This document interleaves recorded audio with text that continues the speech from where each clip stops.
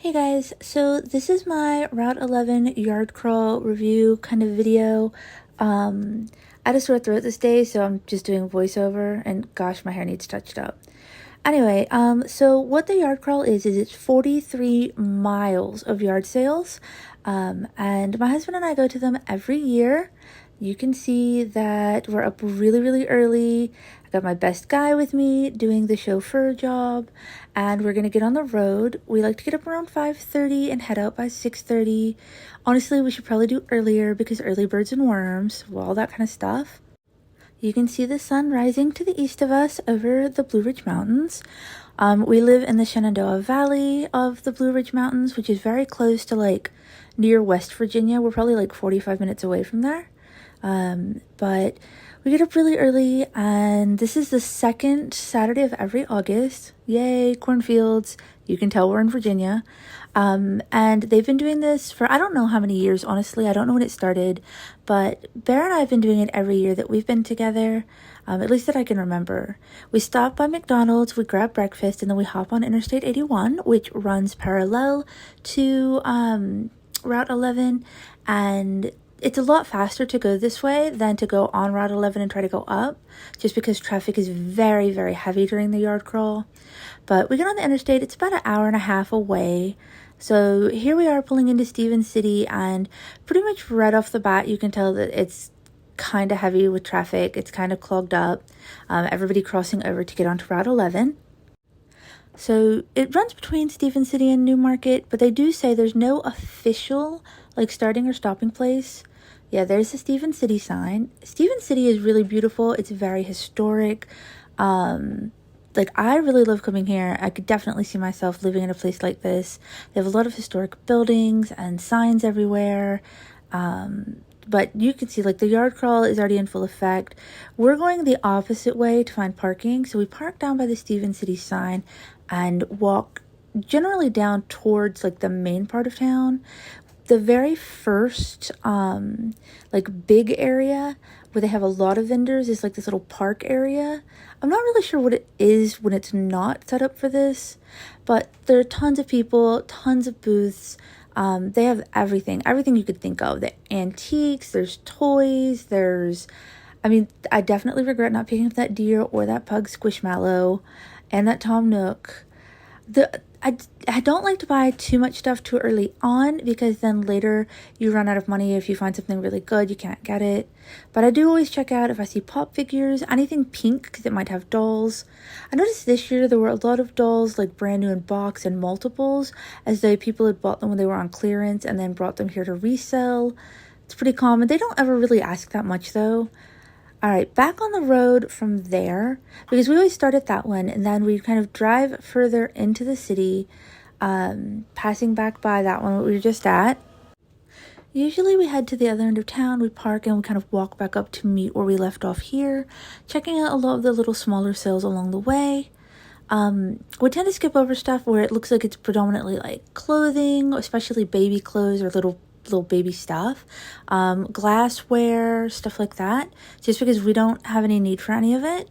We hit just the ones that look super interesting to us, or that look like they might have something curious or different. You can tell traffic is really crazy here heading out of town. A lot of it is because you have people pulling out in front of you. You have them stopping and trying to back into spots or pull into parking spots.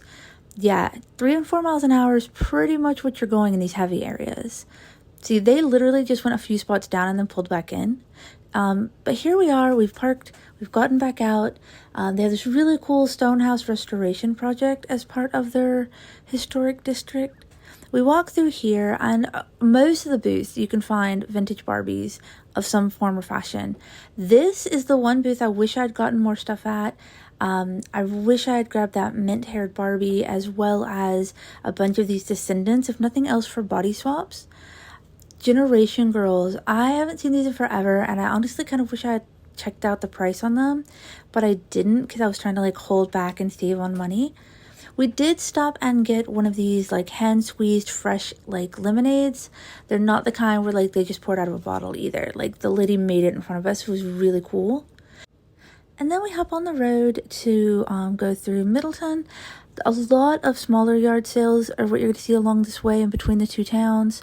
You'll see people selling stuff like cookie, ice water, snow cones, lemonades, all kinds of stuff like that, as well as joining in with their neighbors and setting up huge yard sale areas to make it more worth kind of stopping at. But again, there's not a lot of places to stop, and there's almost no bathrooms on this road. Driving 2 and 3 miles an hour, it can make it take forever between restrooms. The next one we tend to hit is this one, which is the Family Drive-In Theater. It's one of the very few drive-in theaters left in Virginia, or probably in most places in the U.S. It's really funny. This lady in front of us in the blue shirt yelled in our window that it was okay to run over the lady in the wheelchair in front of us. I'm assuming they knew each other and she was trying to be funny. At least I hope that's what it was. But yeah, you'll see tons of people. Now, normally this is one of the bigger areas. It usually has probably 60, 70, even close to 100 vendors. But the last couple of years since quarantine and COVID have been a lot smaller. Last year, there was really not a lot of people doing the yard sale still.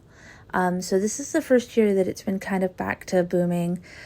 You got to take the time to find a parking spot, which can take a while, and it's a lot of walking.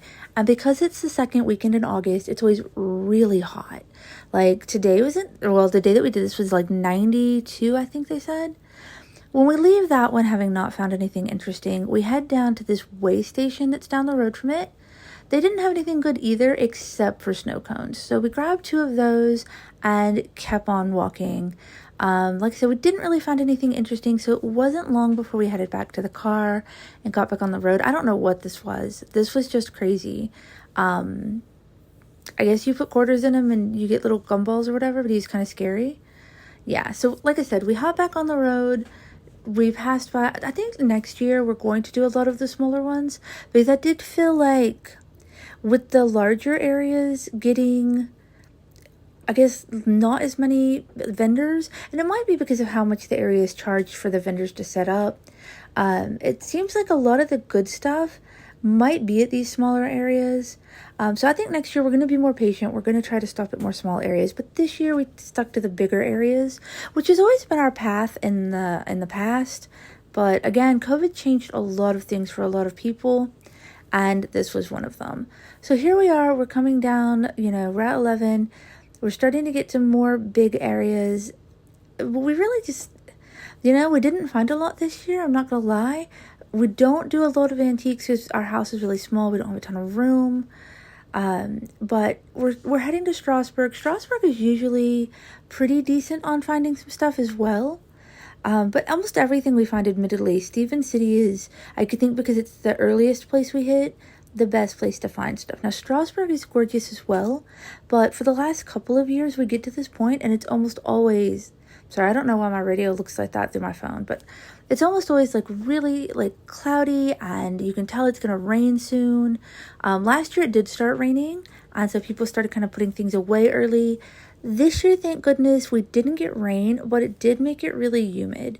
And if you've ever lived in Virginia or somewhere on the East Coast where it gets hot and humid, I mean, it's not as bad as Louisiana or Florida, but it's not friendly either.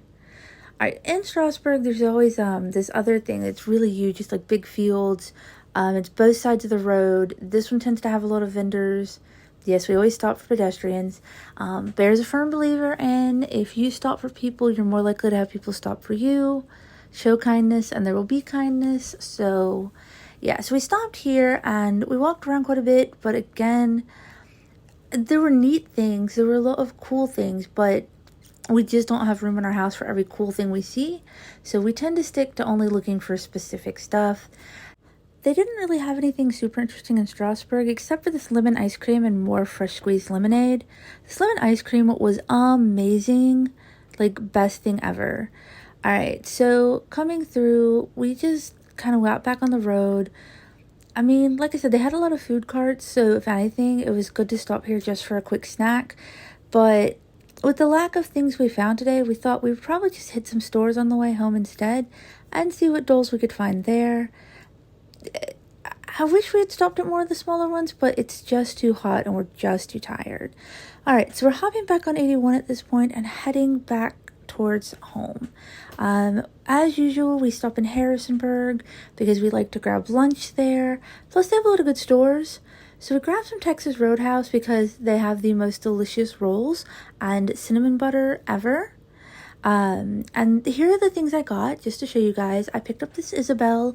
She had a little stain on her cheek, but I did end up getting it off, just with like a little makeup wipe.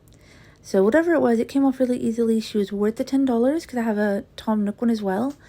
All right, or actually I think it's Timmy and Tommy I have. And then I got this Barbie. I've wanted her for a while. I love her face. She's gonna get rebodied because I don't like the static bodies. I kind of prefer the Barbie extra bodies. But for $1, it'll be worth getting her hair fixed up and rebodying her. All right, I don't collect boxy girls, but I do use their bodies for my Num Noms crossover dolls. So unfortunately, her head will be going in the garbage, but she came with a dress and shoes and this cute headband that might fit other dolls. And she was like $2. Bear actually bought like these $40, like I guess it was $40 for the license plates. They were 10 each. He collects license plates, and we're making a license plate wall in our house. So the lady threw the dolls in for free since he bought the license plates. I got these two amiibos for $10 each. It says 3 for $25, but these were the only two they had. Otherwise, I probably would have gotten more. I don't need them since I have the cards, but I do love them. And then I got this really cool arrowhead that has had like metal fused to it. I don't know if you guys have ever seen like the crystals and stuff that get those. I have this wall in my house. Sorry, my living room is a total gross mess with stuffed animals everywhere right now. But I have this wall in my house, and it is all crystals, minerals, and gemstones that I've collected. Funny story though, this guy is too long to fit in any of the holes. So I'm just going to have to try and find another one of these and hope that it will fit in there. For now, I just ended up kind of sitting it with some other ones, and it wasn't a big deal. I have a lot of these. I go to the antique mall near our house, and I tend to buy a lot of them as well. Sorry, just kind of showing off my collection at this point. But yeah, I mean, we had a lot of fun at the yard crawl. In the end, like, this was all we found. So I think it was like 10 things, maybe altogether.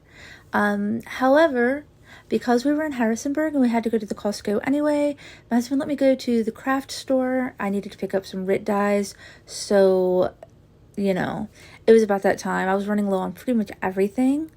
And you guys remember I was out of gray in an earlier video. And yeah, so I also got some snaps. I got some doll stuff, like, well, some fabric to make doll skirts. I don't really know how to sew, but I really want to give it a try. They also had some Pokemon stuff on sale at the craft store. I don't know why, but I definitely got some. And then we ran by Target, and Bear got me this Viridescent Draculaura, Conway the cow, and the whole reason I even wanted to go to Target was they had certain, I think it was like the Shadow High Series 2 dolls on sale for like $17. I wanted some Zoes to do some dye projects with, so I picked up 2 of those. If you've seen my Instagram post, then you already know that I've got them dyed, but I'm still working on adjusting their makeup because the eyeshadow is heavy and the white dots on their forehead are completely uneven. But they're going to turn out super cute. I just know it. Probably won't be making a video for them, but I will have Instagram posts. But that's pretty much all, you guys. That was my day at the Route 11 yard crawl. I hope you guys liked this video, and I have more coming. I just haven't had a lot of time off to work on them. So yeah, I'm just showing you lots of Zoe right now while I say bye. But yes, I will see you guys next video, and hopefully it'll be a little less jumpy and all over the place than this video was. All right, bye guys.